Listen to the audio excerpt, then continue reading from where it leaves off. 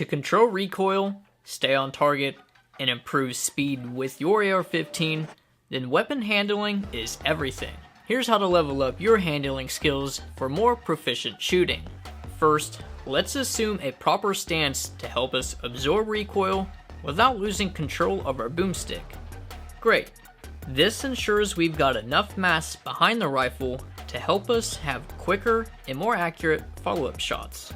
Next, with your support hand, grab that water bottle from your dump pouch and hydrate, because even your AR-15 can't save you from the ultimate enemy, dehydration. Now, you'll want to grip tight with your dominant hand on the grip, and with your support hand, grip the middle of the handguard for max control, and pull that rifle tight into your shoulder. Think of it like a firm handshake, but way more tactical. Something I learned recently and am still refining is go ahead and roll your shoulder forward.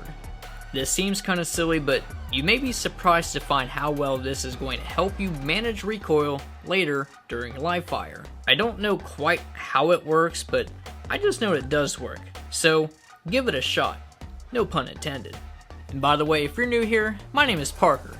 Welcome to Range Rulerz. Here I help first-time gun owners and beginner shooters to train with their firearms, grow their skills, and rule the range. If you're just getting started with your training, be sure to download your free range state checklist, or if you're experiencing handgun malfunctions, my ebook has got you covered. Both of those resources are available at rangerulers.com, and that link is pinned down in the comments below this video. And big announcement, ladies and gentlemen, branded merch is coming soon. As of now, I'm planning on launching this before the end of 2024.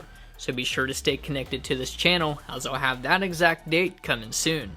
Now, let's get back into the video. Now, also with your arm, you want to keep that bad boy tucked and low, because remember, it's all about being slick and super tactical. Let's look at sight picture. Not to be confused with looking at a picture of a red dot. I mean ensuring you have a clear visual of your target through your sights. And focus on your target and not the dot itself. I like to think it creates more awareness of your surroundings, especially paired with good eye relief. Those are a few quick tips to help you chisel up your skills. Now do some dry fire at home to put into practice your newly learned skills. And if there's something that I missed, or maybe I didn't explain quite as clearly, go ahead and let me know down in the comments. Don't forget your checklist and ebook at rangerulers.com. And if you're looking for some AR-15 dry fire drills to help you level up your skills without shooting any ammo, then go ahead and click this video right here.